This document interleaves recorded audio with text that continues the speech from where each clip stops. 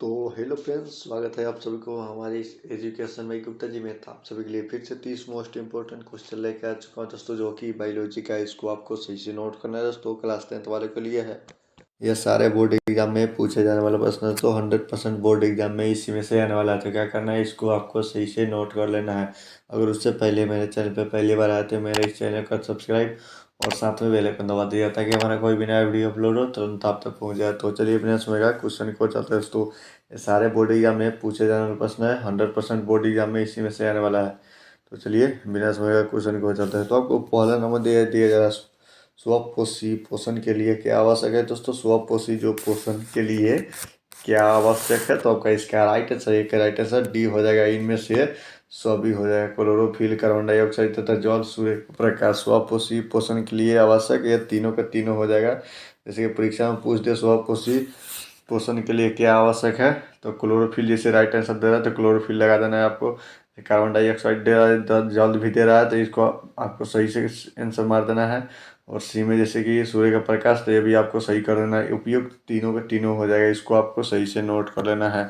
तो चलिए क्वेश्चन को जाते हैं। तो आपको दूसरे नंबर में दिया जा रहा है, पायरुवेट के विखंडन से यह कार्बन डाइऑक्साइड, जल तथा ऊर्जा देता है, और यह क्रिया क्या होता होगा, तो क्या इसका राइट आंसर, दो का राइट आंसर बी हो जाएगा। माइक्रो मतलब माइटोकॉन्ड्रिया हो जाएगा, इसको आपको सही से नोट कर लेना। माइटोकॉन्ड्रिया हो जाएगा। तो चलिए अगले क्वेश्चन को चलते हैं। तो आपको तीसरे नंबर में पादप में जाइमल उत्तरदायी, पादप में जाइमल उत्तरदायी है, तो क्या इसका राइट आंसर, तीन के राइट आंसर ये हो जाएगा, जल का वहन। पादप में जाइमल उत्तरदायी है तो जल का वहन हो जाएगा, इसको आपको सही से नोट कर लेना है। तो चलिए अगले क्वेश्चन को जाते हैं। तो आपको 4 नंबर उत्पाद किस में पाया जाता है दोस्तों। उत्पाद किस में पाया जाता है, तो आपका इसका राइट आंसर, 4 के राइट आंसर सी हो जाएगा। अमीबा में उत्पाद पाया जाता है, इसको आपको सही से नोट कर लेना है। तो चलिए अगले क्वेश्चन को चलते हैं। तो आपको 5 नंबर दिया जा रहा है, स्टोमाटा पौधे के लिए किस अंग में पाया जाता है दोस्तों। स्टोमाटा पौधे के किस अंग में पाया जाता है, तो क्या इसका राइट आंसर, 5 के राइट आंसर बी हो जाएगा। पत्तियों में स्टोमाटा पाया जाता है, इसको आपको सही से नोट कर लेना है।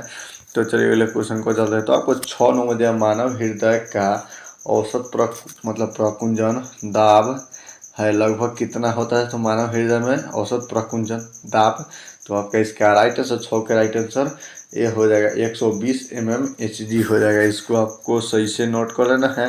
तो चलिए अगले क्वेश्चन को चलते हैं। तो आपको 27 नंबर है, इनमें से कौन प्रकाश संश्लेषण अंग है दोस्तों। इनमें से कौन प्रकाश संश्लेषण अंग है, तो आपका इसका राइट आंसर, 7 के राइट आंसर बी हो जाएगा। हरित लवक जो है वो कि वह प्रकाश संश्लेषण अंग है, मतलब संश्लेषी अंग है, प्रकाश संश्लेषी, इसको आपको सही से नोट कर लेना है। तो चलिए अगले क्वेश्चन को चलते हैं। तो 8 नंबर दिया, प्रकाश मतलब 8 नंबर आपको दिया, वाष्पोत्सर्जन कैसी अभिक्रिया है दोस्तों। वाष्पोत्सर्जन कैसी अभिक्रिया है, तो आपका इसका राइट आंसर, 8 के राइट आंसर बी हो जाएगा। भौतिक वाष्पोत्सर्जन प्रक्रिया है, भौतिक प्रक्रिया है, इसको आपको सही से नोट कर लेना है। तो चलिए अगले क्वेश्चन को चलते हैं। तो आपको 19 नंबर, शरीर में भोजन का पचना किस प्रकार की अभिक्रिया है दोस्तों। शरीर में भोजन का पचना किस प्रकार की अभिक्रिया है, तो आपका इसका राइट आंसर, 9 के राइट आंसर बी हो जाएगा। ऑक्सीकरण हो जाएगा दोस्तों। जब सांस लेते हैं शरीर में तभी भोजन का पचना, वही आपको दिया जा रहा है, ऑक्सीकरण हो जाएगा। जैसे कि भोजन खाए बिना सांस ले वो पचेगा नहीं, तो इसलिए आपको दे रहा है ऑक्सीकरण। राइट आंसर, 9 के राइट आंसर बी हो जाएगा, ऑक्सीकरण हो जाएगा, इसको आपको सही से नोट कर लेना है। तो चलिए अगले क्वेश्चन को चलते हैं। तो आपको 10 नंबर, जठर ग्रंथियाँ कहाँ पाई जाती है, तो जठर ग्रंथियाँ कहाँ पाई जाती है, तो क्या इसका राइट आंसर, 10 के राइट आंसर डी हो जाएगा। आमाशय में जठर ग्रंथियाँ पाई जाती है, इसको आपको सही से नोट कर लेना है। तो चलिए अगले क्वेश्चन को चलते हैं। तो आपको 11 नंबर जो प्रकाश संश्लेषी अंग है दोस्तों, इनमें से कौन प्रकाश संश्लेषी अंग है, तो फिर इसका राइट आंसर, 11 का राइट आंसर बी हो जाएगा। हरित लवक जो कि प्रकाश संश्लेषी अंग है, इसको आपको सही से नोट कर लेना है। तो चलिए अगले क्वेश्चन को चलते हैं। तो आपको 12 नंबर वृक्क के संरचनात्मक एवं क्रियात्मक इकाई को क्या कहते हैं, तो आपका इसका राइट आंसर, 12 का राइट आंसर ये हो जाएगा, नेफ्रॉन हो जाएगा, इसको आपको सही से नोट कर लेना है। तो चलिए अगले क्वेश्चन को चलते हैं। तो आपको 13 नंबर, खुला परिसंचरण तंत्र किसमें पाया जाता है, तो खुला परिसंचरण तंत्र किसमें पाया जाता है, तो आपका इसका राइट आंसर, 13 का राइट आंसर बी हो जाएगा। कॉकरोच में खुला परिसंचरण तंत्र पाया जाता है, आपको सही से नोट कर लेना है। तो चलिए अगले क्वेश्चन को चलते हैं। तो आपको 14 नंबर की कोशिका झिल्ली किस प्रकार की झिल्ली है दोस्तों? जो कोशिका झिल्ली है वो किस प्रकार की झिल्ली है? तो आपका इसका राइट आंसर 14 का राइट आंसर सी हो जाएगा, अर्धपरागमय हो जाएगा, जो कि कोशिका झिल्ली अर्धपरागमय झिल्ली है। इसको आपको सही से नोट कर लेना है। तो चलिए अगले क्वेश्चन को चलते हैं। तो आपको 15 नंबर प्रकाश संश्लेषी अंग है दोस्तों, प्रकाश संश्लेषी अंगक है। तो आपका इसका राइट आंसर 15 का राइट आंसर बी हो जाएगा, हरित लवक हो जाएगा। इसको आपको सही से नोट कर लेना है। तो चलिए अगले क्वेश्चन को चलते हैं। तो आपको 16 नंबर इनमें से मतलब प्रकाश संश्लेषी मतलब प्रकाश संश्लेषण कब होता है दोस्तों? प्रकाश संश्लेषण कब होता है? तो आपका इसका राइट आंसर के राइट आंसर बी हो जाएगा, दिन में प्रकाश संश्लेषण होता है। इसको आपको सही से नोट कर लेना है। तो चलिए अगले क्वेश्चन को चलते हैं। तो आपको 17 नंबर दिया जा रहा है, वयस्क के संरचनात्मक एवं क्रियात्मक इकाई को क्या कहते हैं? तो आपका इसका राइट आंसर 17 के राइट आंसर डी हो जाएगा, नेफ्रॉन हो जाएगा दोस्तों, जो कि वयस्क के संरचनात्मक एवं क्रियात्मक इकाई को क्या कहते हैं? तो नेफ्रॉन कहते हैं। इसको आपको सही से नोट कर लेना है।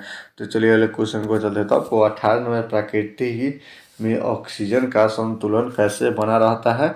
तो इसका राइट आंसर 18 का राइट आंसर बी हो जाएगा, प्रकाश संश्लेषण के द्वारा प्रकृति में ऑक्सीजन का संतुलन बना रहता है प्रकाश संश्लेषण द्वारा। इसको आपको सही से नोट कर लेना है। तो चलिए अगले क्वेश्चन को चलते हैं। तो आपको 19 नंबर पौधों में श्वसन क्रिया के अंतर्गत एटीपी के टूटने से किस ऊर्जा मुक्त हो जाता है? कितनी मतलब एटीपी के टूटने से कितनी ऊर्जा मुक्त होता है? तो आपका इसका राइट आंसर 19 के राइट आंसर डी हो जाएगा। इनमें से कोई नहीं होगा, तीनों का तीनों नहीं होगा, इनमें से राइट आंसर डी हो जाएगा, 19 का राइट आंसर डी। इसको आपको सही से नोट कर लेना है। तो चलिए अगले क्वेश्चन को चलते हैं। तो आपको 20 नंबर दिया जा रहा है, इथाइल अल्कोहल किस प्रकार के श्वसन में बनता है दोस्तों? Ethyl alcohol. तो आपका इसका राइट आंसर 20 का राइट आंसर बी हो जाएगा, और वाई बी हो जाएगा। इसको आपको सही से नोट कर लेना है। तो चलिए अगले क्वेश्चन को चलते हैं। तो आपको 21 नंबर मनुष्य के सांस लेने और छोड़ने की क्रिया को क्या कहते हैं दोस्तों? तो आपका इसका राइट आंसर 21 का राइट आंसर बी हो जाएगा, श्वसन हो जाएगा दोस्तों। इसको आपको सही से नोट कर लेना है। तो चलिए अगले क्वेश्चन को चलते हैं। आपको 22 नंबर पादप में प्लोयम संवाहक होता है दोस्तों, पादप में प्लोयम संवाहक होता है। तो क्या इसका राइट आंसर 22 का राइट आंसर ये हो जाएगा, भोजन हो जाएगा। इसको आपको सही से नोट कर लेना है। तो चलिए अगले क्वेश्चन को चलते हैं। तो आपको 23 नंबर प्रकाश संश्लेषण मतलब प्रकाश संश्लेषण क्रिया में ऑक्सीजन बाहर निकलता है किसके द्वारा? तो आपका इसका राइट आंसर 23 के राइट आंसर ये हो जाएगा, जल के द्वारा प्रकाश संश्लेषण की क्रिया में ऑक्सीजन बाहर निकलता है। इसको आपको सही से नोट कर लेना है।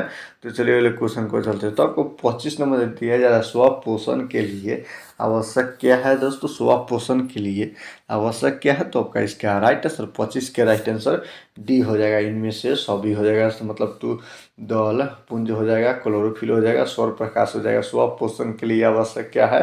तो तीनों के तीनों राइट आंसर हो जाएगा। इसको आपको सही से नोट कर लेना है। तो चलिए अगले क्वेश्चन को चलते हैं। तो आपको 25 नंबर इनमें से किसके द्वारा अमीबा में भोजन का अन्य गृह अन्न होता है दोस्तों? इनमें से किसके द्वारा अमीबा में भोजन का अंत गृहण होता है? तो क्या इसका राइट आंसर 25 का राइट आंसर डी हो जाएगा, केंद्रक द्वारा अमीबा में भोजन ग्रहण होता है। इसको आपको सही से नोट कर लेना है। तो चलिए अगले क्वेश्चन को चलते हैं। तो आपको 26 नंबर दिया जाए है, प्रकृति में ऑक्सीजन का संतुलन कैसे बना रहता है दोस्तों? प्राकृतिक में ऑक्सीजन का संतुलन कैसे बना रहता है? तो इसका राइट आंसर 26 के राइट आंसर बी हो जाएगा, प्रकाश संश्लेषण द्वारा बना रहता है। इसको आपको सही से नोट कर लेना है। तो चलिए अगले क्वेश्चन को चलते हैं। तो आपको 27 नंबर दिया, उत्पाद किसमें पाया जाता है दोस्तों? उत्पाद किसमें पाया जाता है? तो आपका इसका राइट आंसर 27 का राइट आंसर सी हो जाएगा, उत्पाद किसमें पाया जाता है? तो अमीबा में पाया जाता है। इसको आपको सही से नोट कर लेना है। तो चलिए अगले क्वेश्चन को चलते हैं। तो आपको 28 नंबर, रक्त में हल्के पीले रंग चिपचिपे द्रव्य को क्या कहते हैं? तो आपका इसका राइट आंसर 28 का राइट आंसर ये हो जाएगा, प्लाज्मा हो जाएगा दोस्तों। इसको आपको सही से नोट कर लेना है। तो चलिए अगले क्वेश्चन को चलते हैं। तो आपको 29 नंबर, मनुष्य में ब्रेक संबंधित होती है दोस्तों, मनुष्य में ब्रेक संबंधित होती है। तो क्या इसका राइट आंसर 29 का राइट आंसर सी हो जाएगा, मतलब उत्सर्जन से हो जाएगा, इसको आपको सही से नोट कर लेना, उत्सर्जन हो जाएगा। तो चलिए अगले क्वेश्चन को चलते हैं। तो आपको 30 नंबर है, इनमें से कौन उत्सर्जित अंग है दोस्तों, इनमें से कौन उत्सर्जित अंग है? तो इसका राइट है 30 के राइट आंसर ए हो जाएगा, वृक्क हो जाएगा, ये हो जाएगा जो कि उत्सर्जित अंग है। इसको आपको सही से नोट कर लेना है। तो उम्मीद करता हूँ कि वीडियो आप लोग के लिए अच्छा लगा, और अच्छा लगा तो वीडियो कर दीजिए लाइक और चैनल का सब्सक्राइब। तब तक के लिए जय हिंद, जय भारत।